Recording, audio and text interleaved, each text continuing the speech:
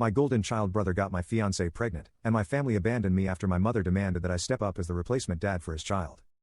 So, 5 years back, just a month before I, now 30, was supposed to get married to my fiancée, I found out that she had been having an affair with my brother.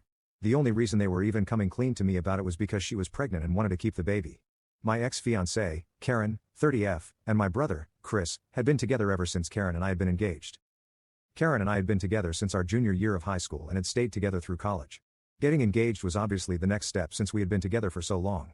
Yet, inside of that, after we got engaged, she decided to cheat on me with my brother. The only reason that even happened was that a couple of days after our engagement, my brother had confessed to her that he had always had feelings for her.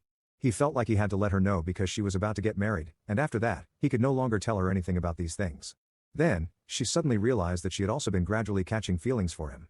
Apparently, they would even flirt behind my back occasionally at family events and stuff, but she was not sure about him, which is why she had stayed with me. I got to know all these things 5 years ago, just a few months before my wedding, when the two of them sat me down along with my parents and told me that they were planning on getting together and she could no longer get married to me because Karen was in love with Chris and they were having a baby together.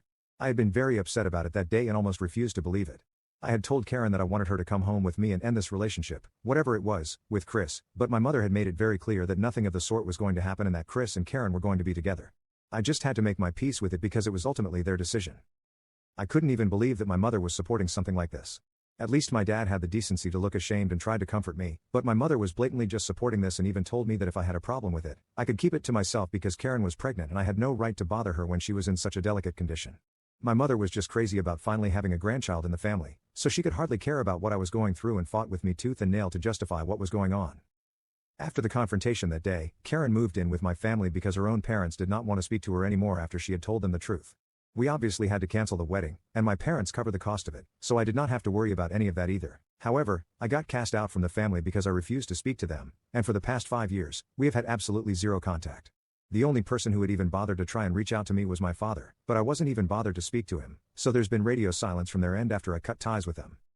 It took me a really long time to get over what happened to me because Karen and I had been together for a really long time. I had loved her truly, so it took me a lot of therapy to get over it, and even now, I wouldn't say that I am truly fully over it, but I'm dealing with it. The rest of the family had kept in touch with me, though, and I did find out from them that she had a son with my brother. Just a month after she gave birth to her son, a paternity test confirmed that it was my brother's child and not mine, so there was no need to contact me after that either. They ended up getting married and have been together for the past 5 years. I had assumed that everything was going well for them, but then, about a week ago, my mother called me out of the blue.